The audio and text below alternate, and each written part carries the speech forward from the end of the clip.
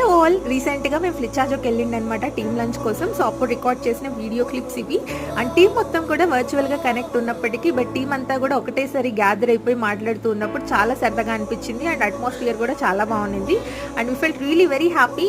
But టీంలో వచ్చేసి డైరెక్ట్గా మీట్ అయినప్పుడు ఎవరు ఎలా ఉంటారో అనుకున్నాం. బట్ ఎవ్రీబడి అందరూ కూడా చాలా సరదాగా అండ్ చాలా హ్యాపీగా మాట్లాడారు. అండ్ అట్మాస్ఫియర్ అన్నది చాలా క్లోజ్గా అనిపించింది. మేము ఫస్ట్ టైం మీట్ అయినట్టు లేదు.